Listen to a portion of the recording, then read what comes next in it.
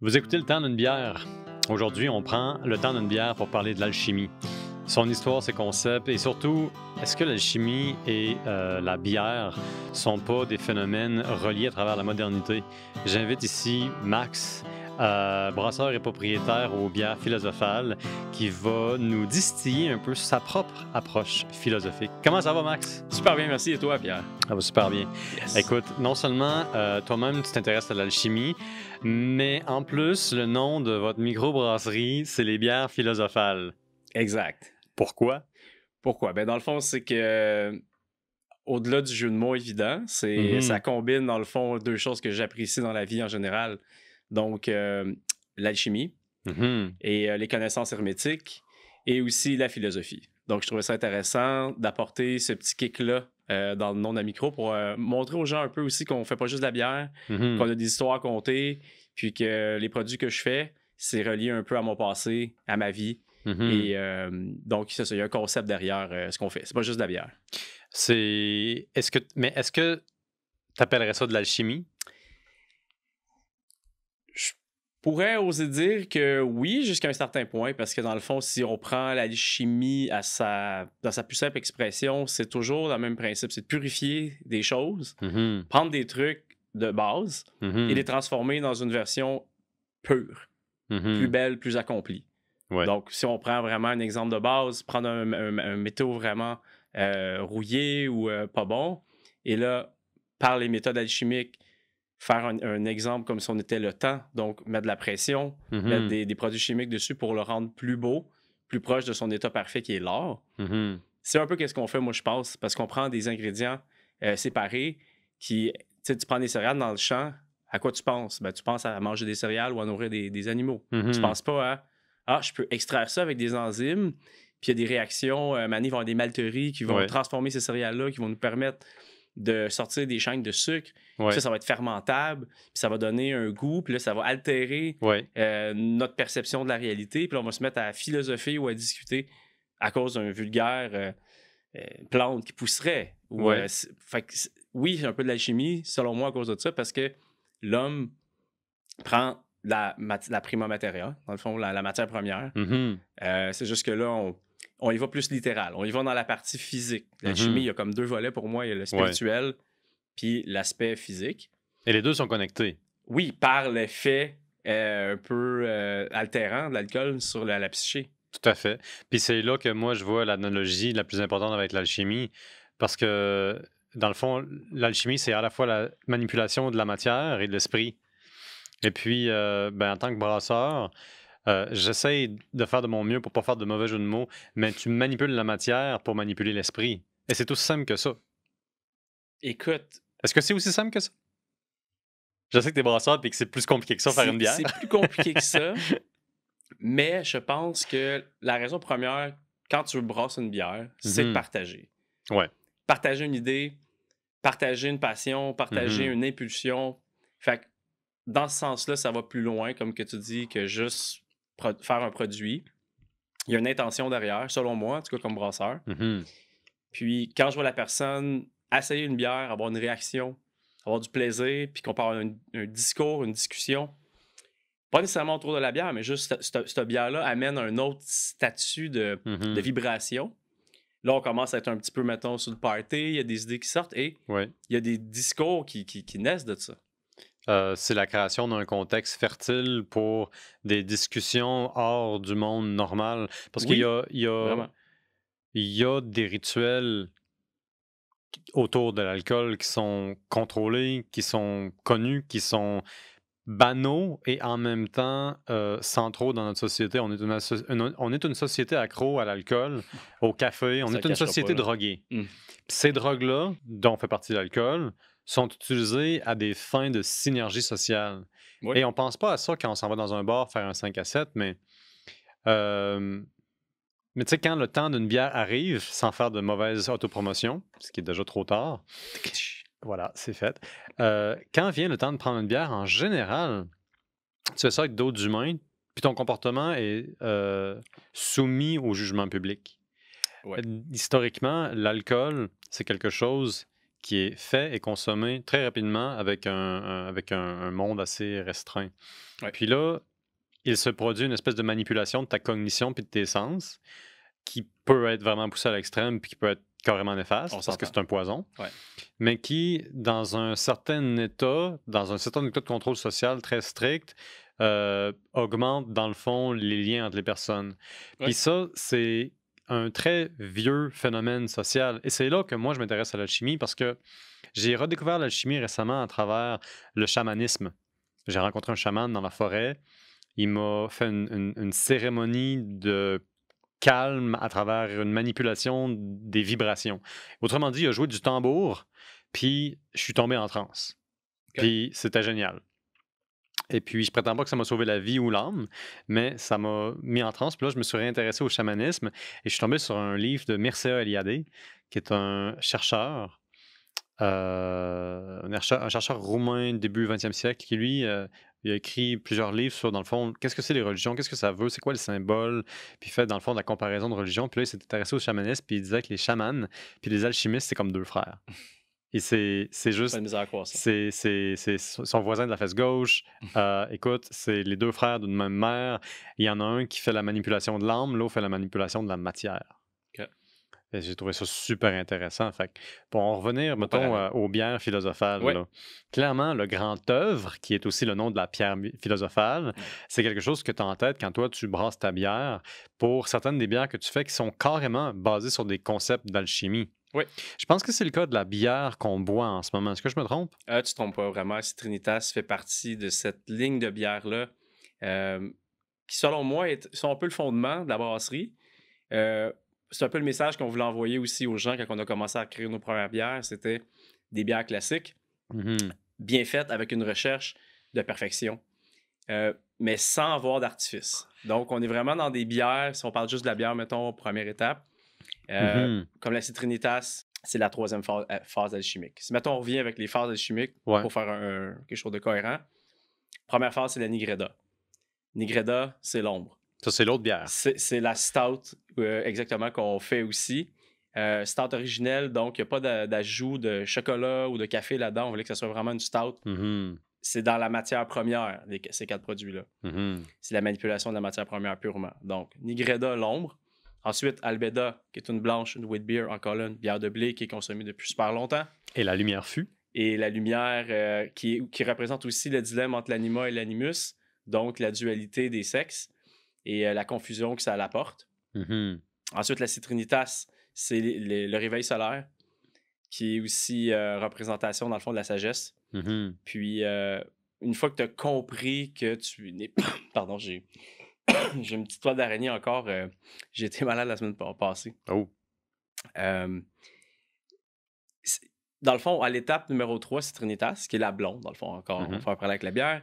Une bière blonde qui est entre une Pale Ale et une Gold Ale. Donc, c'est une Gold Ale, mais houblonnée un petit peu plus que d'habitude en late edition. OK. Donc, on a un peu plus de rondeur, un peu plus de petits goûts sucrés. Moins bière comme lager, mettons. Mhm. Fait qu'on a juste une petite pointe de houblon vraiment super le fun. Donc, c'est comme un peu du soleil liquide. Du soleil liquide. Mettons, ouais. Un élixir de longue vie, peut-être? Écoute, je vieillis pas vraiment, fait que je dois faire de quoi qui fonctionne bien. J'ai l'impression que mon corps vieillit plus lentement que d'autres personnes des fois. Fait que Ça, je c'est me le dis, il doit y bonheur. avoir de quoi qui Ça, c'est fonctionne. l'engagement communautaire. Il y a Je pense que ouais. je pense qu'il y a 3 secrets. Mm. Le cardio, c'est sûr que c'est bon. Ouais, Après ça, bien s'entendre avec sa communauté, c'est sûr que c'est bon pour l'âme, puis dans le fond, la circulation sanguine, le système immunitaire, puis tout, puis les hormones de stress, etc. Ouais. Il y en avait une troisième, mais je pense que ça, c'est déjà un bon début.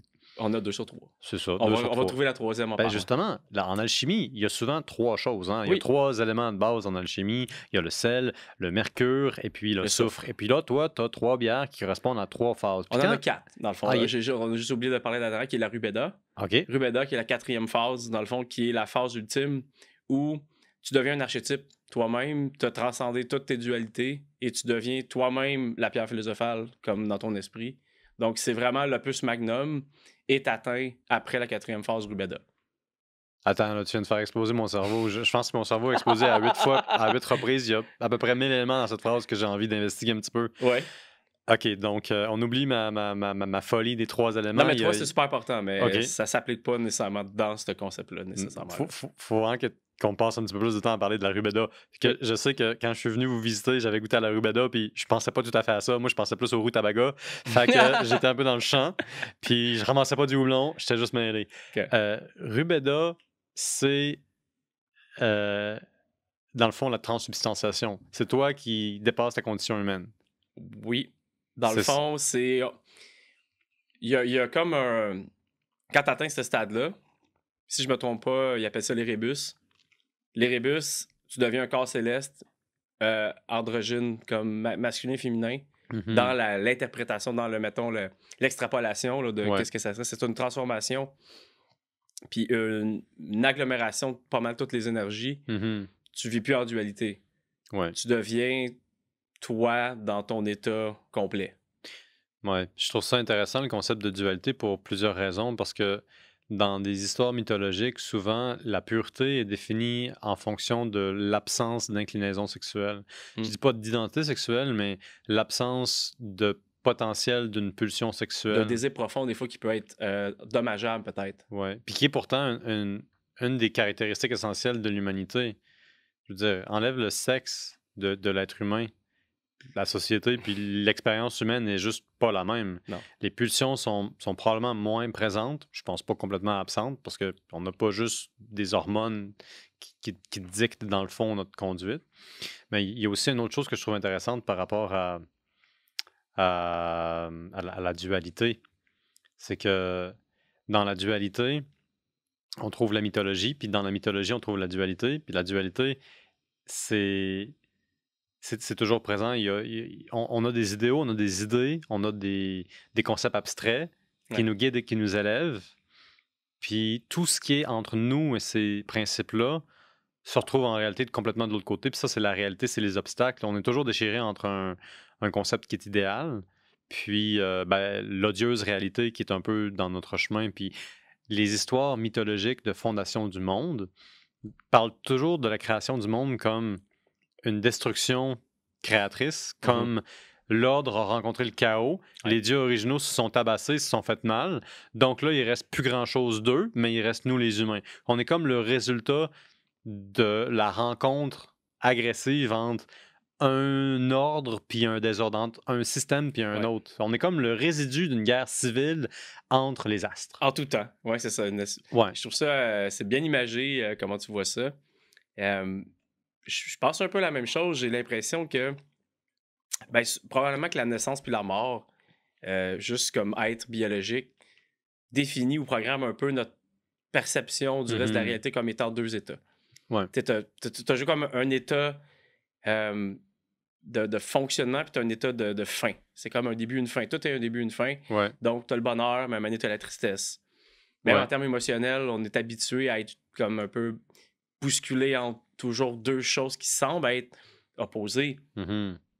Je pense que quand tu atteins le stade, mettons, des rébus, de, de, de sagesse ultime, où est-ce que tu transcendes tous ces états-là de dualité, c'est que tu vois plus ces choses-là comme des dualités. Ça Mhm. devient juste une ligne qui avance, puis au travers de ça, tu vis des choses. Mhm. Tu conceptualises plus, dans le fond, les événements. Là, on se rapproche du bouddhisme, puis d'autres croyances. À un moment donné, ça s'entrecoupe tout, là, je Ouais. crois, toutes Ben, il y a des ces chemins de communes, pensée-là. il y a certainement eu des gens qui ont voyagé dans le temps, même avant les trains, puis qui ont franchi des grandes distances, puis qui ont partagé des idées. Mais il faut le dire, c'est un type de perception, de regard sur la vie qui est tellement riche de sens et pourtant qui est tellement absent Ouais. de l'essence des conversations, des débats, des sujets, des présentations, des émissions de radio, de télé. Mais oui, on a mis le doigt, selon moi, le problème, c'est vraiment la dualité. Mhm. Puis, ce que j'aime de l'alchimie, là, je viens d'avoir un flash, c'est pour ça que je t'interromps un peu, entre guillemets. Vas-y. Euh, Ce que j'aime des ordres hermétiques, un peu de connaissances comme l'alchimie, comme qu'est-ce qu'on parle en ce moment, Ouais. c'est que dans ce temps-là, la connaissance était complète. Il n'y avait pas vraiment. Oui, il y a eu des combats. On a lu un moment donné que les alchimistes, au niveau de la médecine, se sont mis, mettons, à Paris. Les Mhm. médecins là-bas, ils ont dit non, non, ça n'a pas de bon sens, qu'est-ce que vous pensez? Il y a une forme de dualité. Ouais. Mais Au début, moi, j'ai comme l'impression que toutes les connaissances étaient bonnes, étaient toutes ensemble. Tu avais la Mhm. philosophie qui coexistait avec la médecine, avec les astronomes, avec les herboristes, avec toutes les connaissances. C'était juste normal que l'humain veuille accéder à des connaissances, mais pas en mode de dualité. C'était pas le rationnel versus le spirituel. Puis là, maintenant, je trouve tellement qu'on est rendu dans un monde où est-ce qu'on passe trop de temps à se Mhm. battre, à combattre des idées. Tu sais, comment qu'on voit ça souvent?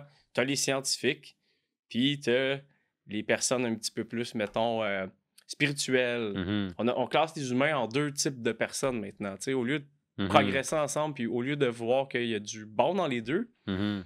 puis justement, quand on lit sur l'histoire d'alchimie, on comprend ces extrapolations-là que les gens ont. Pour moi, c'est juste c'est une quête de réponse.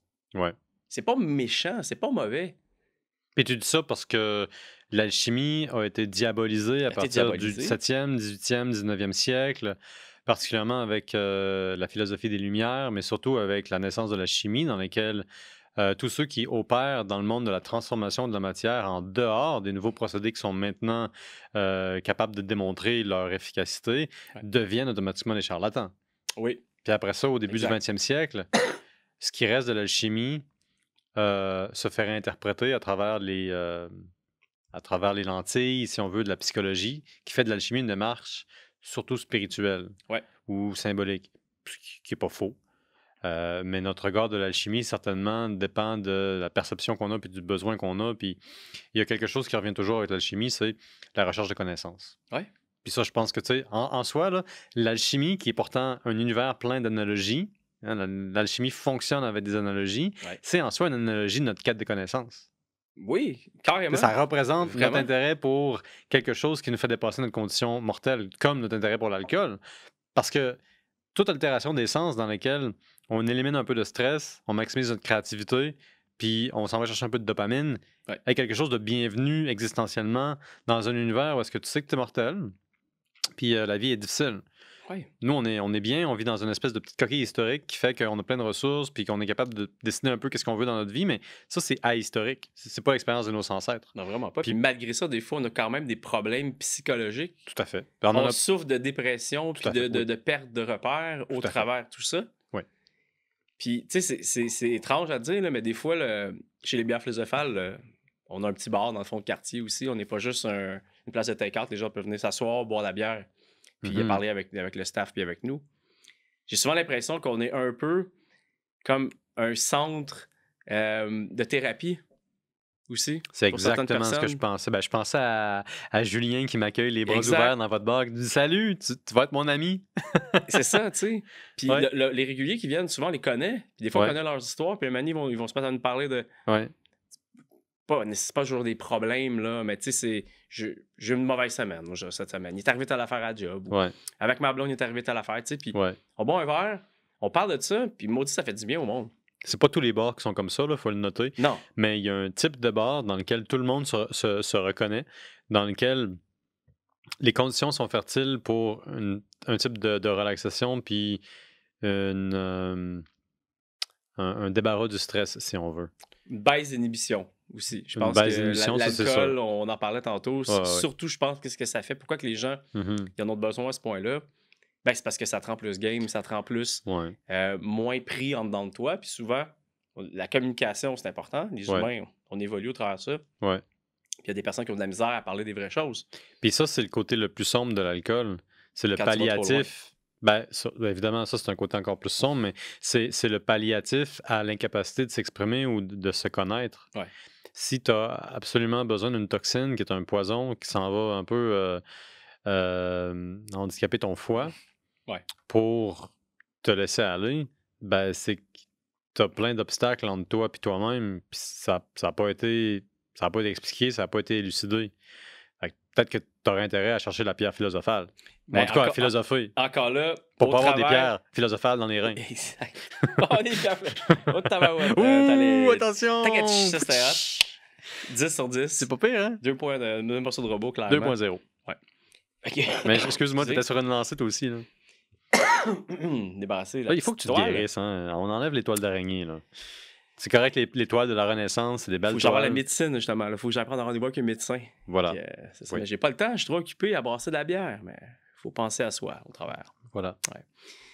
Euh, Mhm. mais tu sais, au travers, cette réalisation-là qu'on a besoin de une toxine pour ça comme un mécanisme de coping mécanisme qu'on pourrait dire, entre guillemets, Ouais. mais ça te fait réaliser ta quête, ton travail, les 4 étapes qu'on parlait tantôt. Mhm. Des fois, c'est dans l'alcool ou dans les altérations que tu te rends compte, hey, je suis rendu, pourquoi j'ai besoin de ça? Mhm.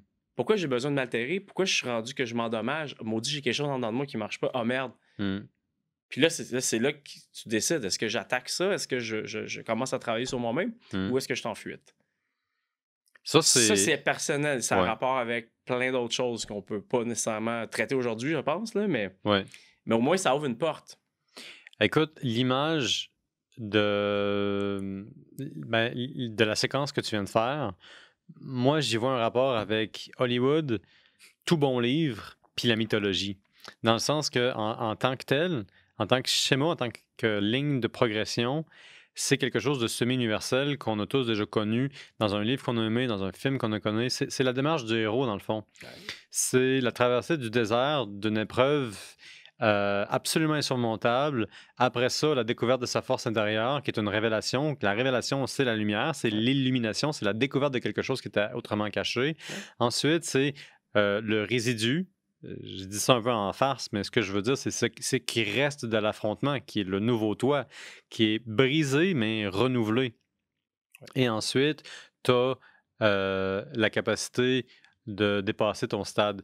Ce que je veux dire, c'est l'affrontement ou la rencontre avec le chaos, avec le dragon mythique, qui Ouais. représente en réalité le chaos, suivi d'une période d'illumination qui est réellement, en réalité, la rencontre avec le chaos, suivi d'une transformation.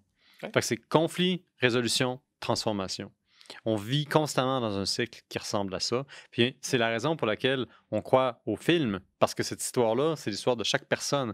On a ça dans chaque étape de nos vies. Notre vie est une représentation de ce schéma-là. Ouais.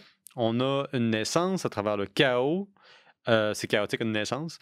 Ensuite, on vieillit, puis là, c'est plein d'épreuves. À un moment donné, tu as une illumination que tu réalises que tu vas mourir, puis après ça, ça te transforme. J'ai vraiment vécu ces étapes-là vraiment spécifiquement, comme tu dis. Puis je suis pas mal sûr que ben les gens qui ont vécu à des degrés différents ces étapes-là. La 4e étape, selon moi, c'est ce qu'on parlait tantôt. Puis on fait vraiment un parallèle encore là avec les principes archétypales. Rubeda, c'est la transcendance, c'est la fin de tout ça. La bonne vieille Rubeda. Excuse-moi, mais moi, j'ai connu Rubeda comme étant une bière. Quand tu... Je vais l'essayer juste pour toi. Je pense que je vais faire une version spéciale pour le temps d'une pinte. Ça te le temps d'une Rutabaga. Je suis désolé, je veux pas, je veux pas ridiculiser ta bière. C'est pas le but. Mais ce que je voulais dire, c'est que la première fois que j'ai entendu le mot pas Rutabaga, mais Rubeda. Rutabaga. Tu sais, pour moi, c'était une bière. Puis là, je réalise que c'est genre la transcendance. Oui. Puis cette bière-là, honnêtement, à chaque fois qu'on l'a brassée, on a toujours eu plus de misère que les autres bières. Comment ça? On n'est pas capable de l'expliquer. Est-ce que vous utilisez des... Là, tu piques mon esprit un petit peu plus analytique. Est-ce que ça serait permis de nous divulguer quels sont les ingrédients qui sont dans cette bière-là? Est-ce que c'est des ingrédients qui sont différents des autres? C'est pas permis? Okay, non, je veux dire, c'est vraiment simple, la recette. Il n'y a rien de magique. Okay. C'est des ingrédients de base. C'est une levure sèche, facile à mettre la main dessus. C'est vraiment... C'est des erreurs d'opération qu'on n'a jamais faites avant, qui arrivaient. Puis ça, à un moment donné, on est rentré dans un mode alchimique. Là. On s'est dit, OK, là, il faut troubleshooter cette bière-là. Pas comme étant un problème normal. C'est un problème alchimique. C'est parce qu'on n'est pas focusé, moi puis toi, correctement à brasser cette bière-là. C'est la 4e étape. On peut pas la brasser si on n'est pas 100% focus. Puis à chaque fois qu'on avait la tête ailleurs, quand on brassait cette bière-là, qu'on pensait à d'autres choses, peu importe, qu'on n'était pas 100% accurate, on oubliait une valve un moment donné, on faisait un transfert, puis on envoyait un petit peu d'eau dans le mash. Alors, zut, il faut recommencer cette partie-là. Il y avait toujours des petites... on n'a jamais eu une belle journée de brasse facile avec cette bière-là. Puis là, on a commencé en joke, moi puis mon aide brasseur dans ce temps-là, on fait une prière le matin, on fait un genre de cérémonie de refocus sur la 4e phase, parce que c'est la culmination des 3 autres phases avant. Tu peux pas atteindre la 4e phase si tu n'as pas fini la 2e ou la 3e. Puis c'est devenu comme un genre de running gag, mais pour vrai, maintenant, on le fait. Là, ça fait partie de notre rituel. Quand on fait Rubeda, on sait que ça va pas être une base comme d'habitude. Il faut qu'on fasse un petit quelque chose de plus pour qu'elle soit parfaite puis qu'elle marche. C'est ahurissant. Fait que là, il y a quelqu'un qui rejoint votre équipe. Là, vous lui dites, OK, à 8 h, il faut laver les cuves. À 9 h, on fait la prière. Pardon? Quelle prière? C'est vrai ça. Mais en même temps, ça a beaucoup de sens pour moi, ce que tu viens de décrire, parce que d'abord, j'ai entendu la même chose des brasseurs de Montebello qui m'ont dit qu'ils ont toujours un défi qui arrive à la dernière minute quand ils font le fantôme d'Isilda. Okay. C'était Alain Larivière qui est venu sur le podcast. Il m'a dit le fantôme d'Isilda, c'est une bière qu'on aime beaucoup, qui vend. On aime la faire, mais c'est comme une bière hantée. Ouais. Fait qu'on se sent hanté quand on la fait. On devient toujours un peu plus sur les nerfs, si on veut. Puis, deuxièmement, je me dis, je pense que la compréhension de quoi cette bière-là a une représentation métaphysique pour vous fait en sorte que vous savez qu'il faut que vous vous appliquiez plus pour faire la bière.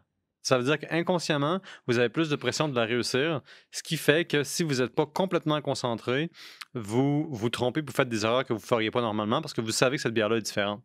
Parce que vous croyez en la différence de cette bière-là. Mais au début, c'était pas ça. La première fois que c'est arrivé, c'est juste arrivé. On a fait comme ça. Non, bien dur aujourd'hui, la balance. C'est quoi d'être arrivé des problèmes d'extraction, des problèmes d'ici. On a fait une gaffe à telle étape. On ne fait pas ça d'habituellement. Merde, on a oublié de partir l'eau chaude, mettons, après telle étape. C'était comme, c'est pas normal.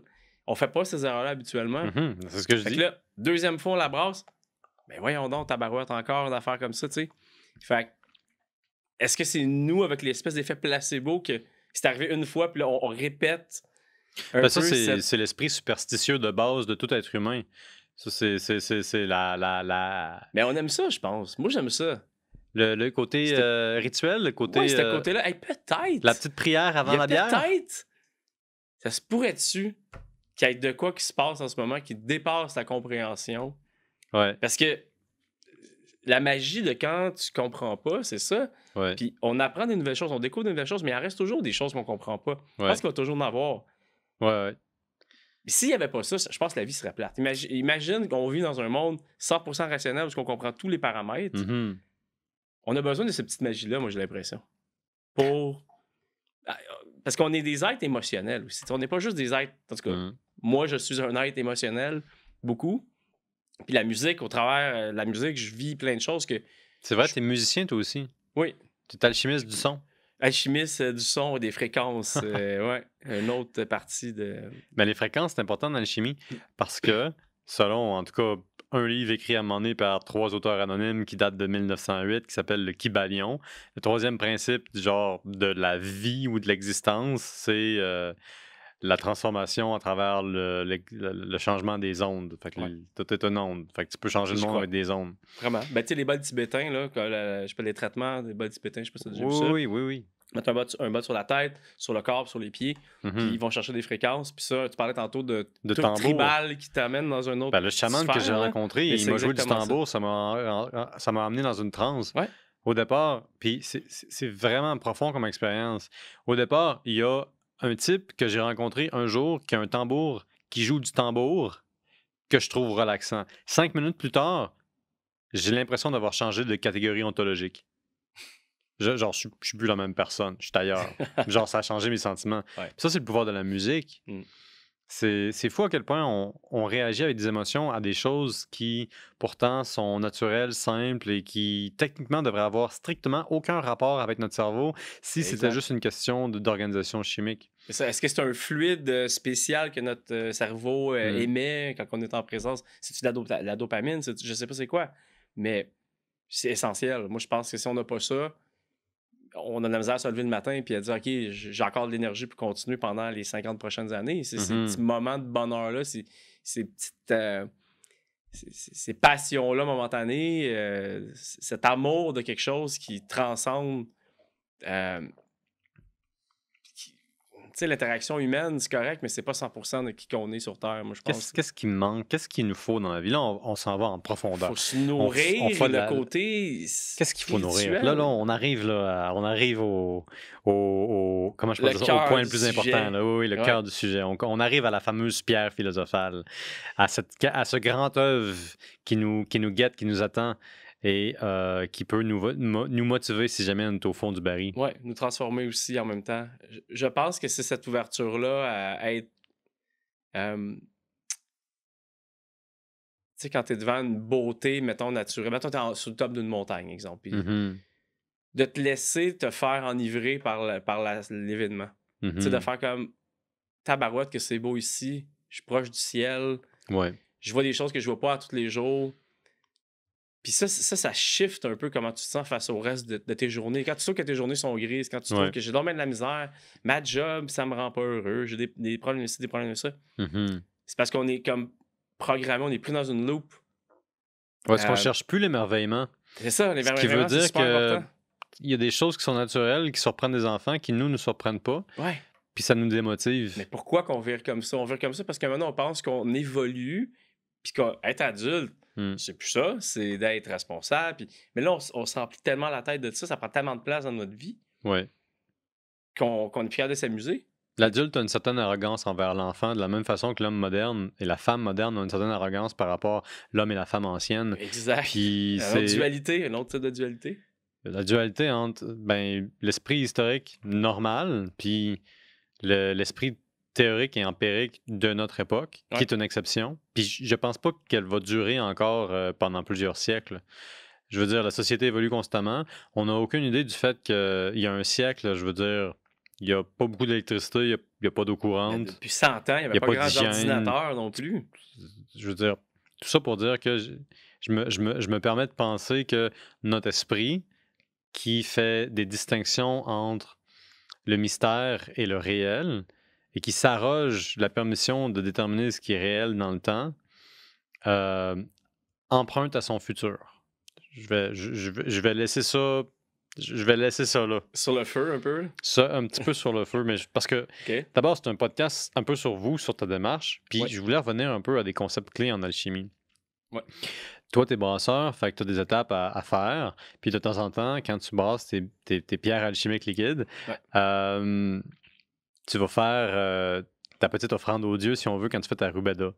Puis là, il y a 4 bières dont tu m'as parlé qui correspondent au cycle dont on a parlé, qui est dans le fond le cycle de la confrontation et de la résurrection. Est-ce que tu as d'autres bières qui sont basées sur le cycle alchimiste? Est-ce qu'il y a d'autres bières dont on n'a pas parlé ou plutôt d'autres concepts alchimistes qui restent à aller investiguer? Oui, bien, c'est sûr qu'en ce moment, il y en a qui sont littéralement des trucs alchimiques avec des corroborations avec la bière. Donc, mettons, la Sora Mystica, c'en est une qu'on a amenée aujourd'hui. Elle est où? Elle est ici? C'est la bleue, oui, juste devant. Donc, Sora Mystica, dans le fond, pour nous, c'est une gamme de bières sûres. Puis, on fait juste changer les fruits. Et c'est souvent des monofruits. Et la différence avec notre gamme plus smoothie, c'est que celle-là est moins chunky, il y a moins c'est pas de la purée de fruits à outrance. On reste vraiment dans une Berliner Weiss au goût de fruits. Puis cette bière-là représente la Sora Mystica située derrière un peu la canette. C'est une ode, dans le fond, à la muse de l'alchimiste, qui est l'énergie féminine. Avant que la lima puis l'animus se mergent, l'esprit masculin a besoin de l'esprit féminin. Les deux ont besoin un de l'autre. Et ça, c'est l'ode à la muse qui pousse l'alchimiste à faire son travail difficile. Puis, tu sais, dans ma vie, je l'ai vécu avec Jen, dans le fond, qui est ici présent. Oui, on est accompagné en ce moment de spectateurs illustres qui sont heureux d'être là et qui sourient de contentement. C'est ça que je parle d'elle. Et puis, c'est ça, oui. Écoute, c'est difficile, la vie, de vouloir pousser ses limites. Il y a des journées que j'ai passées jusqu'à 3-4 heures, 4-5 heures du matin. Des fois, j'ai passé une nuit blanche à la brasserie parce que j'avais une brasse à finir. Puis il fallait que je la finisse parce que sinon, je perdais une batch. Puis là, tu peux pas revenir en arrière. Puis c'est des milliers de dollars, une batch. Puis c'est sur l'esprit aussi. Tu peux pas accepter ces genres de défaites-là où c'est fait que tu dis non, il faut que je passe au travers. Ça prend une personne qui t'aime fort puis qui veut ton bien, en fait, pour être capable de passer au travers de ça, puis de continuer à être là pour t'aider, d'accepter que ça pile un peu sur ce que j'ai de besoin, mais je le vois ce que ça te fait, ton travail, fait que je te supporte. Il y a beaucoup d'amour Quand entre vous même. deux là, en ce moment. Je le sens dans la pièce. Là. Il y a du sourire. Là. Il y a des souvenirs aussi. Là. Ça brasse des souvenirs. C'est pas facile le chemin qu'on a pris. Je pense, entrepreneur, brasseur, dans le milieu dans lequel on vit en ce moment, il y a beaucoup de microbrasseries, il y a beaucoup de... J'aime pas le mot compétition, mais je dirais plus compétition d'espace de tablette, compétition de se faire remarquer, d'être différent. C'est pas comme dans le temps, tu sais, tu pars de microbrasserie il y a 10 ans, tu brassais pas mal ce que tu voulais, puis les gens vont l'acheter parce qu'il n'y avait pas vraiment de benchmark, il n'y avait pas de niveau, il n'y avait pas de tu sais, quelqu'un buvait une bière qui goûtait un petit peu différent de ce qu'il buvait habituellement, puis c'était assez. Tu sais. Maintenant. Le hype durait plus longtemps aussi. Il me semble que j'en parlais avec Léo Calgagno des affaires brassicoles. Il me disait maintenant, tu peux plus surfer sur ton hype, puis ton hype est disparu en dedans de 2 ou 3 semaines. 2-3 posts. Même peut-être même une semaine, parce que pendant ce temps-là, précisément à cause du nombre de microbrasseries, tu as eu 400 nouvelles brassées de 50 nouvelles brasseries. Exact. Peut-être que j'exagère un petit peu, mais tu comprends ce que je veux dire. Mais oui, c'est un flow continu de release tout le temps. Fait que tu sais, pour maintenant te faire remarquer, il faut que tu ailles au-delà de ta propre bière. Fait qu'il te faut, je sais pas, des partenariats, une stratégie marketing particulière, il te faut une équipe marketing énorme parce que de toute façon, il faut être présent sur tous les réseaux sociaux maintenant si on veut être quelqu'un parce que tout le monde est sur les réseaux sociaux. Tu vois, nous, quand tu commences, c'est difficile de savoir tout ça. T'sais, c'est difficile d'être enligné à la première semaine face... Parce que là, on parlait tantôt de chaos, puis c'est un peu la forme de chaos en ce moment dans notre milieu. Il doit y avoir tellement du chaos dans un entrepôt de microbrasserie. Mais je parle, tu sais, comme nous, on fait la bière la meilleure bière qu'on peut faire. Ouais. Ça nous appartient. Puis après, il y a le monde extérieur qui est hors de notre contrôle. Puis nous, on essaie d'allier des forces pour percer des marchés ou être reconnu comme microbrasserie, mais ça reste du chaos qui a bien du monde qui a de la misère à contrôler en ce moment. Puis c'est ça le chaos. Tu peux pas le contrôler. Le chaos, c'est l'ignorance, c'est la peur. C'est ce qui est pas organisé. C'est ce que tu sais que tu connais pas. C'est comme un défi à devenir quelque chose d'autre. Ouais. Puis ça veut dire que ta pression sur toi là, est illimitée. La pression est complète. C'est ça qui est tough en ce moment. Selon moi, comme créateur de bière, c'est d'être toujours dans cette espèce de edge-là que ma créativité, c'est ma survie. Ouais. Si je suis plus créateur, si je suis plus capable de sortir des bières assez flyées pour qu'ils vont intéresser assez de monde, il va y avoir une perte d'intérêt, il va y avoir des baisses de vente. Ça, c'est tough. Parce que je continue à me faire du fun pareil, puis j'aime ça ce que je fais. Là. Tant mieux. Mais c'est pas comme brasser chez vous dans ton sous-sol quand tu fais du homebrew, puis que tu t'assieds un nouveau blond, puis t'es comme fou, comme waouh, c'est donc bien bon ce bière. Là. Tu fais goûter à tes amis, tout le monde trippe. Là, c'est plus viscéral. Ouais, quand il n'y a pas d'enjeu, les horreurs te coûtent pas grand-chose. Puis, en fait, ça maximise ta créativité parce que la créativité est une muse qui demande une certaine relation.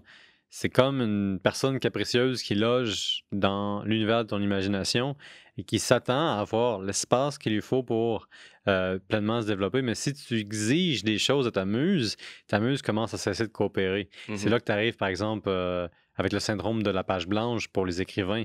Les écrivains qui passent de « Ah, je vais écrire ça parce que c'est ce que ma muse me dit de faire » à « Bon, là, j'ai 8 livres à écrire dans les 8 prochaines années, il faut que ça sorte. » Et puis là, la muse refuse de coopérer. Ouais, vraiment. C'est pas la même chose d'être créatif quand il n'y a pas d'enjeu, puis quand il y a des pressions et des dates limites, parce que la créativité fonctionne pas comme ça. Non, c'est ça, exact.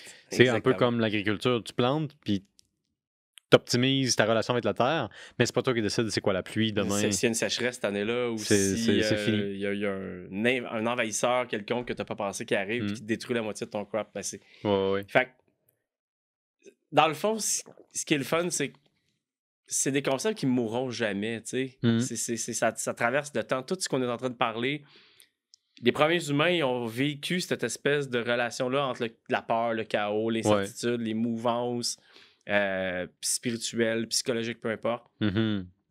Puis on est encore un peu là. Dans le monde actuellement, tu regardes un peu les incertitudes, les choses qui se passent. On est encore dans cette espèce de chaos-là, un peu en guillemets, puis on essaie tous de survivre de la meilleure façon qu'on peut au travers ces vagues-là qui nous arrivent, comme, mettons, l'inflation en ce moment, bon, les augmentations, tout coûte plus cher. Nous, comme entrepreneurs, en ce moment, on absorbe des coûts pas mal plus élevés là, sur les matières premières, sur les transports, sur les surcharges de gaz, puis on peut pas vraiment refiler ça aux clients, coûte pour coûte. On en absorbe une partie, on augmente un peu nos prix, mais pas autant qu'il faudrait pour maintenir la même marge qu'on avait avant, mais nos marges sont pas super élevées quand on démarre. Fait que c'est pour ça qu'au travers, ce qu'on fait, il y a de l'émotion, parce que moi, je pense que quand tu te lances comme entrepreneur, en tout cas, pour moi, c'est que tu crées ton monde un peu. Tu dis, je vivais dans le monde avant, j'étais employé, là, je veux créer mon univers. Fait que ton produit, ta décoration, tout ce que tu as fait, c'est une extension de ton désir profond de créer quelque chose à ta mesure ou à ton image. Puis c'est pour ça que les bières, pour moi, sont très linkées à des concepts, à des émotions. La musique aussi, comme c'est bien important pour moi, tu sais. Je compose de la bière, des fois je dis niaise, comme je compose de la bière, comme quand je compose de la musique, c'est... Exemple, pourquoi je fais des sûrs avec un fruit monofruit au lieu de faire 92 000 fruits, mais j'aime ça, des layers de riffs qui se superposent un par-dessus l'autre pour avoir une culmination, mettons, à la fin de la tune, parce que là, tu as 7 mélodies ensemble qui culminent dans un riff puissant qui fait que, oh my god, c'est le meilleur bout de la tune. Ouais. Ben, quand je compose mes bières aux fruits, c'est un peu ça. Tu sais, je vais faire un fruit, un autre fruit, un autre fruit. Puis là, mané, ces deux-là, quand on les blende ensemble, ça fait vraiment... une mélodie. Mais ça fait 1 + 1 = 3. Je comprends. Tu sais? Fait que là, des 1 + 1 = 3 mis ensemble, mais ça mané, ça fait... T'as 4 ingrédients, mais ça fait 12. Tu sais, ça se multiplie, c'est résonnant. Ça, pour moi, c'est ma façon d'ajouter, si on veut, du métaphysique dans la brasse. Tu t'en parles comme d'entrepreneuriat, mais en réalité, c'est l'infinie responsabilité de l'humain par rapport à son sort. T'sais, on est tous seuls, si on veut, d'une certaine façon, parce qu'on est tous extrêmement responsables de soi, peu importe le degré de support qu'on a. Puis je pense que c'est un bon point de chute pour notre segment, parce que l'alchimie, finalement, devient l'analogie du trouble qu'on a à se réconcilier avec notre existence puis sa signification, considérant notre mortalité puis nos défis. C'est quoi le juste apport de ressources de ce qu'on devrait faire? Puis il y a des outils qui nous sont fournis par des idées extrêmement anciennes qui datent probablement de l'éveil de la conscience humaine, qui ont survécu à travers le chamanisme, puis des sociétés